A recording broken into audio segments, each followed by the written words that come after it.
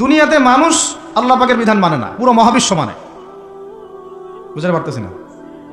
এই দুনিয়াতে এই পুরো মহাবিশ্বের কোটি কোটি গ্যালাক্সি, গ্রহ, নক্ষত্র, তারা, প্রত্যেকটা জায়গায়, মানে এমনকি একটা গাছের পাতাও আল্লাহ পাকের হুকুম ছাড়া, তাসবিহ ছাড়া চলে না।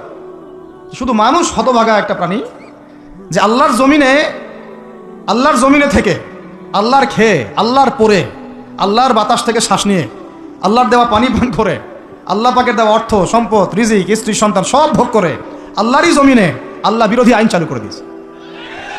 এই মানুষই একটা হতভাগা প্রাণী আছে। মন খারাপ করেন না, আমার কথা রাগ করেন না, এগুলো বাস্তব। আর আমার দিকে তেড়ে এসে কোনো লাভ নাই, কারণ এটা হচ্ছে অকাট্য সত্য কথা যে আমরা আল্লাহ পাকের জমিনে আল্লাহর খেলাফতের দায়িত্ব পালন করছি না। আমরা আল্লাহ পাকের জমিনে আল্লাহর নিয়ামতগুলো ভোগ করে আল্লাহ বিরোধী অপশক্তির স্বার্থ রক্ষা করছে। না হলে বাংলাদেশের মতো জায়গায় কেউ ট্রান্সজেন্ডার চালু করতে পারে? একটা 90% মুসলিমের দেশে কেউ সুদভিত্তিক ব্যাংকিং সিস্টেম চালু করতে পারে? মদের বার চালু করতে পারে? জেনার লাইসেন্স দিতে পারে? পতিতালয় লাইসেন্স প্রাপ্ত হয়? কখনো ওই যে যাত্রা, পালাগান, ঢাকঢোল, ডুগি তবলা বাজতেছে, কেউ প্রতিবাদও করতে পারে না। করতে গেলে তাকে বলা হয় সে মৌলবাদী, সে সন্ত্রাসী, সে জঙ্গি, উগ্রবাদী। তো আমরা যদি আল্লাহ পাকের জমিনে আল্লাহর খেয়ে, আল্লাহর পরে, আল্লাহ পাকের সব নিয়ামত ভোগ করে এই যদি হয় আমাদের অবস্থা, তাহলে আমাকে আপনি বলেন যে আল্লাহ পাকের কি বয়ে গেছে যে আমাদের হাতে আল্লাহ পাক এই দুনিয়াতে বিজয় দিবেন? আর কোনো জাতি নাই? পুরো মহাবিশ্বে সবাই আল্লাহর হুকুম মেনে চলে। সূরা বনী ইসরাঈল পড়েন, এমন কোন সৃষ্টি নাই আল্লাহ পাকের যে আল্লাহর তাসবিহ পাঠ করে না। শুধু মানুষই হতভাগা একটা সৃষ্টি। আমরা, আল্লাহ মাফ করেন আমাদেরকে, নামাজও পড়ে না। কি করে না? পাঁচবার দিনে বলা হচ্ছে হাইয়া আলাস সালাহ, হাইয়া আলাল ফালাহ, সাফল্যের জন্য আসো, সালাতের জন্য আসো, কল্যাণের জন্য আসো। কানে ঢুকে না? যায় না নামাজ পড়তে। কোরআন, ওই যে বললাম, বাসায়, সবার বাসায় কোরআন আছে। এমন কোনো ব্যক্তি আছেন আপনারা যে আপনাদের বাসায় কোরআন নাই? প্রত্যেকের বাসায় আছে। এমনকি আপনার ফোনের মধ্যে অ্যাপসে আছে, খুলে দেখার সময় নাই।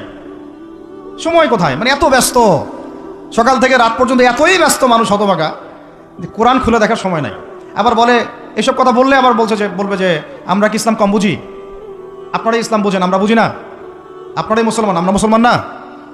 এইগুলো বলবে। উমর রাদিয়াল্লাহু আনহু ঠিকই বলেছিলেন আজকে থেকে এই 1400 বছর আগে, যে ইসলাম ধ্বংস হবে যখন দেখবা তিনটা বিষয় সমাজে চলছে। এক, দল্লাতুল আলেম, আলেমরা যখন পথভ্রষ্ট হয়ে যাবে তখন সমাজে ইসলাম ধ্বংস হয়ে যাবে। দুই, ওয়াল আইম্মাতুল মুদিল্লিন, যখন আসবে এমন কিছু শাসক যারা পথভ্রষ্ট, মুদিল্লিন, তখন সমাজে ইসলাম ধ্বংস হবে। আর ওয়াল মুনাফিকিন ফি জিদারি কিতাবিল্লাহ, যে মুনাফিকরা যখন আল্লাহর কিতাব নিয়ে বাকবিতণ্ডা করবে, মুনাফিকরাই বাকবিতণ্ডা করবে যে আমরাই বেশি বুঝি ইসলাম, তোমরা বোঝো না। আর বাংলাদেশে টকশোয় সংস্কৃতি চালু না হলে আমরা এটা বুঝতে পারতাম না যে আসলে হাদিসটা সত্য। মাথার উপর দিয়ে যায় কথা কিছু না, পরে লেকচার রিপিট শুনে নিন। মূল জায়গায় আসি। কোরআন ঘরে আসে, আমরা তেলাওয়াত করি না। নামাজের আজান কানে আসে, নামাজে যাই না। শেষ রাত্রে আল্লাহ পাক প্রথম আসমানে নেমে আসেন। কিভাবে নেমে আসেন আমরা জানি না, ওইটার কাইফিয়াত ব্যাখ্যা করার আমাদের দরকারও নাই। আল্লাহ পাক বলেছেন, বাস ঈমান রাখি। এবং আল্লাহ পাক আহ্বান করতে থাকেন, কে আছো আমার কাছে কিছু চাইবা, আমি তোমাকে দিব। সুবহানাল্লাহ। কে আছো আমাকে ডাকবা, আমি তোমার ডাকে সাড়া দিব। কে আছো আমার কাছে ক্ষমা চাইবা, আমি ক্ষমা করে দিব। এইভাবে ফজর পর্যন্ত আল্লাহ পাক আহ্বান করতে থাকেন। আমরা ওই সময় ফেসবুক চালাই, রিল্যাক্সে ঘুম দেই। তাহলে নামাজের আজান কানে যায়, নামাজ পড়ি না, কোরআন বাসায় আছে, তেলাওয়াত করি না, খুলেও দেখি না, 40 কুলখানি বাদ দিয়ে। আর শেষ রাত্রে আল্লাহ পাক আহ্বান করতে থাকেন, আমি উঠে ওযু করে 2টা রাকাত নামাজ পড়ে একটু দোয়া করব, সেটা পারি না। এই আমি আবার যখন দিনের বেলায় এলেম শিখতে যাই, এমন জায়গায় এলেম শিখতে যাই যেখানে নারী পুরুষ একাকার অবস্থা, ফ্রি মিক্সিং।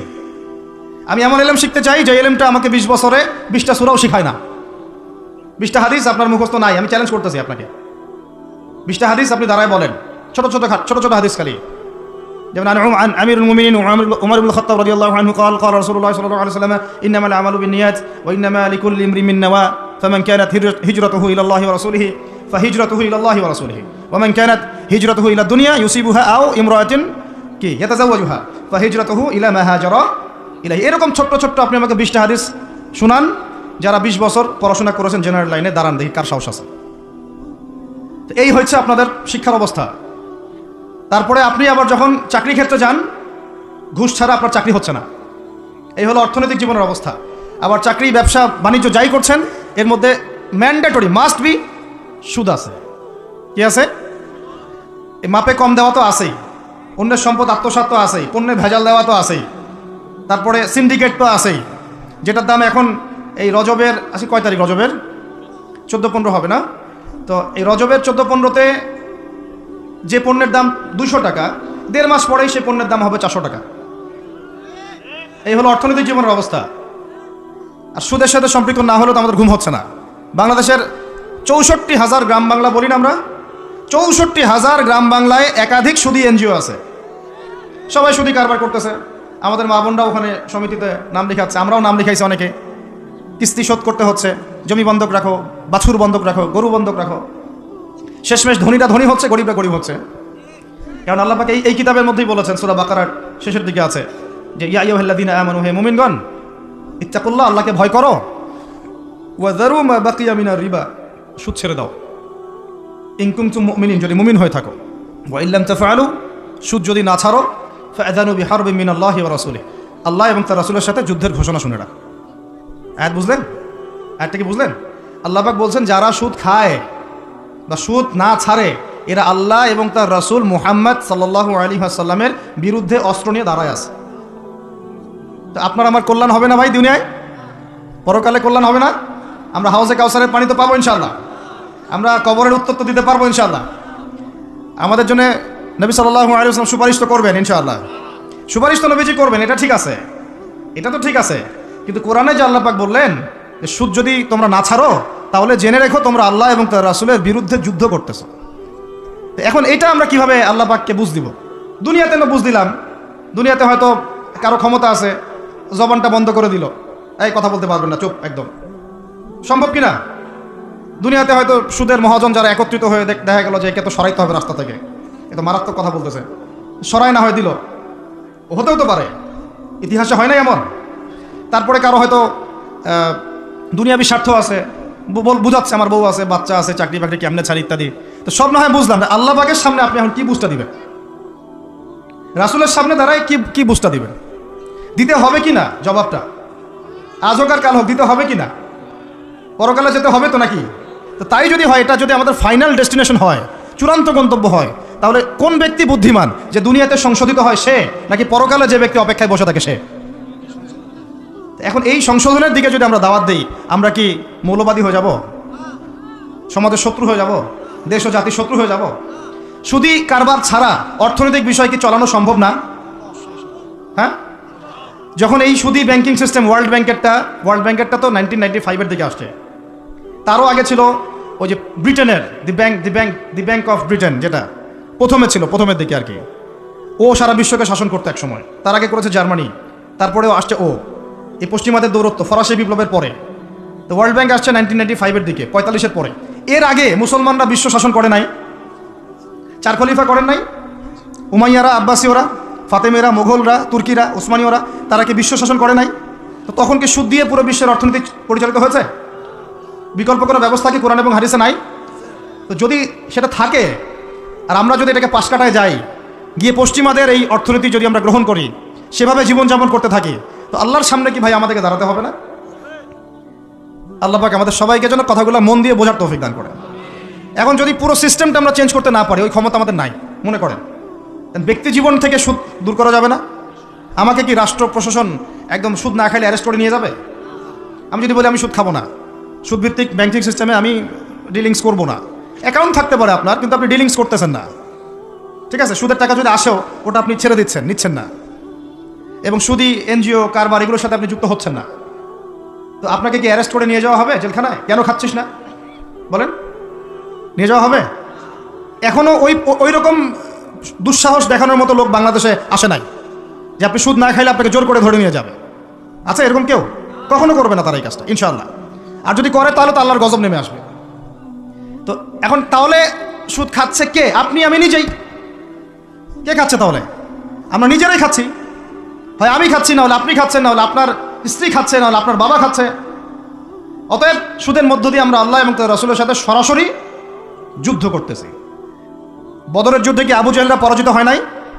উহুদের যুদ্ধে, খন্দকের যুদ্ধে, মুতা, ইয়ারমুকে এই শতাব্দীর পর শতাব্দী আল্লাহ এবং তার রাসূলের বিরুদ্ধে যারা দাঁড়াইছে তারা কি কখনো টিকতে পারছে? আজকে পশ্চিমারা সারা বিশ্বকে এভাবে সুদখোর বানিয়ে দিয়েছে, আর প্রত্যেকটা মুসলিম কান্ট্রি এর খপ্পরে পড়ে গেছে, বের হতে পারতেছে না। বের হওয়ার জন্য শুধু একটা জিনিস দরকার, একটা জিনিস, সেটা হচ্ছে আল্লাহ এবং তার রাসূলের প্রতি পরিপূর্ণ বিশ্বাস, ঈমান। এইটা আমাদের অর্জন হয় নাই, এটাই সত্য কথা। অর্জন যদি হতো তাহলে আমরা বিকল্প চিন্তা করতে পারতাম।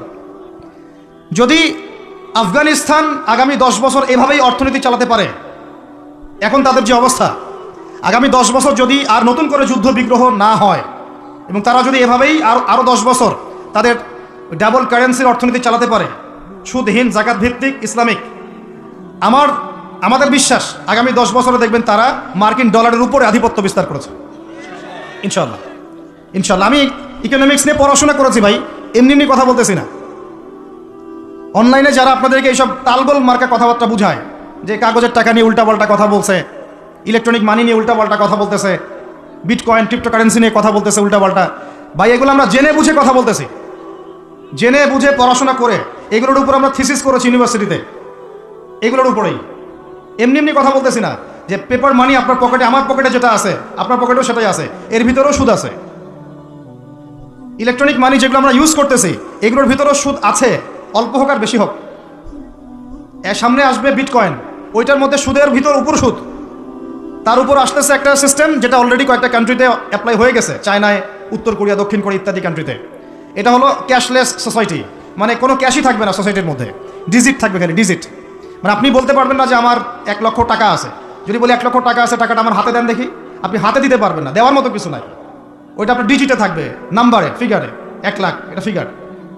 ইতিহাসে এমন কোনো কারেন্সি আসে নাই যেটা ধরাও যায় না, ছোঁয়াও যায় না, পকেটেও রাখা যায় না। এটা আসতেছে সামনে। যারা বুঝে না এগুলা, আমরা আক্রমণাত্মক কথা বলতে চাচ্ছি না, আল্লাহ পাক তাদেরকে হেদায়েত দান করুন।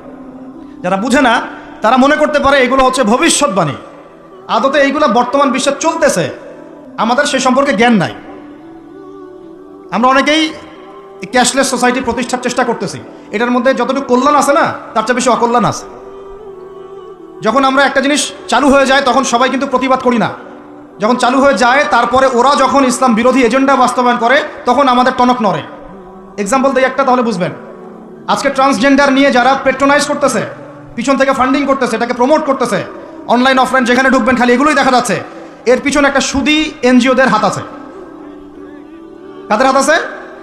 তো এখন সারা দেশে যখন এরা কারবার শুরু করেছিল তখন আমরা কিন্তু সবাই মিলে এইভাবে প্রতিবাদ করি নাই। আজকে যখন তারা একটা জিনিসকে প্রতিষ্ঠা করার চেষ্টা করতেছে ওদের স্বার্থে, ইসলামের বিপক্ষে, এখন আমাদের অনেকের টনক নড়তেছে যে আরে এ কি হচ্ছে, আমাদের মুসলমানদের বাচ্চারা এগুলো কি শিখতেছে।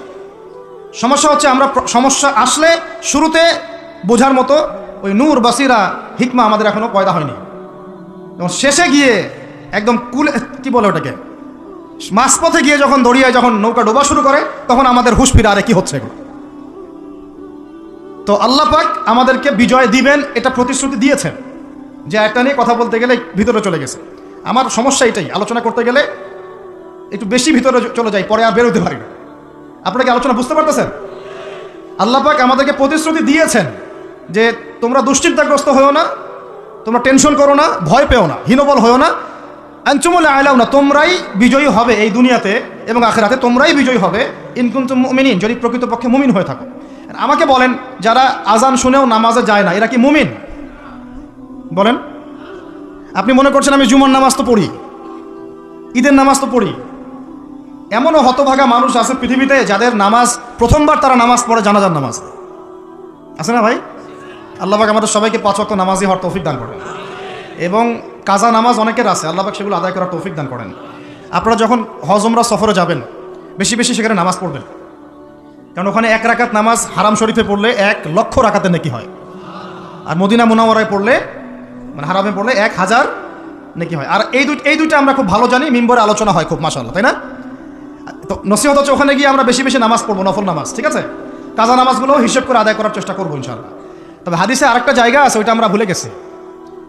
আরও একটা মসজিদ আমাদের আছে ভাই, যেখানে 2 রাকাত নামাজ পড়লে জীবনের সব গুনাহ মাফ হয়ে যায়। ওইটা আমাদের পাঠ্যপুস্তকে নাই, আমাদের চেতনায় নাই, আলোচনায় নাই, মিম্বরে নাই, খুতবায় নাই। সেই মসজিদ কোথায়? ওই মসজিদ কি আমাদের না ইহুদিদের? কি মনে হয় আপনাদের? ওই আল আকসা কি আমাদের না ওদের? ওইখানে 2 রাকাত নামাজ পড়লে, সফর করে 2 রাকাত নামাজ পড়লে জীবনের সব গুনাহ মাফ হয়ে যাবে। ওইখানে আমরা এখন ঢুকতে পারি না। কারো কোনো ফিকির আছে? ইয়াংদেরকে বলতেছি ভাই, লেকচারগুলো আমাদের বেশিরভাগই ইয়াংদের জন্য। যে এই যে সেলফি, এই শোডাউন, একজন বক্তাকে আপনি দেখতে চান, ইসলামী সেলিব্রিটিজম, এগুলো যে চালু করেছি আমরা, এইগুলো দিয়ে দিন আল্লাহর জমিনে কায়েম হবে না। এগুলো ভালোবাসা মহব্বতের নিদর্শন না। সত্যি সত্যি যদি আমাদেরকে আপনারা মহব্বত করে থাকেন, এমনভাবে নিজেকে গড়েন যাতে বাইতুল মুকাদ্দাস জয় করতে পারেন। ওই দিন বুঝবো যে আপনারা আমাদেরকে মহব্বত করেন, আমাদের কথা শুনেন, মানেন, বুঝেন। এমন একটা জামা আমাদেরকে করতে হবে যার একজন নেতা থাকবে, একটা নেতা, একদম সামি'না ওয়া আতা'না, শুনলাম মানলাম এমন নেতা। এত ইখতিলাফ, এত বিভক্তি চলবে না। মানে বিভক্তি, ইখতিলাফ থাকতে পারে মাসলা মাসাইলের ব্যাপারে, ফিকহি ব্যাপারে, কিন্তু এই এত দলীয় বিভক্তি থাকা যাবে না। এক টেবিলে আলেমদেরকে বসতেই হবে। আলেমরা যদি এক টেবিলে না বসে ঐক্যের দৃষ্টান্ত স্থাপন না করতে পারে, জনগণ ঐক্যবদ্ধ হতে পারবে না। বাংলাদেশের সবচেয়ে বেশি দরকার এখন উলামায়ে কেরামের ঐক্য। আমরা যারা ছোটরা আছে, আমাদের মূল কাজ এখন এইটাই, আমরা এটাই ফিকির করি কিভাবে আলেমদেরকে একটা জায়গায় বসানো যায়। আলেমরা যদি ঐক্যবদ্ধ হতে পারেন, জনগণ একদিকে ফোকাস করে চলতে পারবে ইনশাআল্লাহ। এবং তাদের মধ্যে যদি একজন আমির নিযুক্ত করা হয় এবং তার কথা যদি আমরা সুরাভিত্তিক মেনে চলি, ইনশাআল্লাহ বাংলাদেশ কেন, পুরা বিশ্বে দিন কায়েম করা সম্ভব। আমরা এই দিক থেকে আমরা মোটামুটি 20-30 বছর পিছায় আছি এখনো। বুঝতে পারছেন না আমার কথা? এই দিক থেকে দেখেন, আল্লাহ নবী সাল্লাল্লাহু আলাইহি ওয়াসাল্লাম মক্কাতেও সাহাবীদের মধ্যে কখনো বিভক্তি হতে দেন নাই। একজন নেতা, তার আন্ডারে সব সাহাবীরা বায়াত করে আছেন হাতে হাত রেখে, ব্যাস যা বলবেন তাই। ডানে যাইতে বলে ডাইনে, বামে যাইতে বলে বামে। মার খাচ্ছেন যদি নবীজি বলেন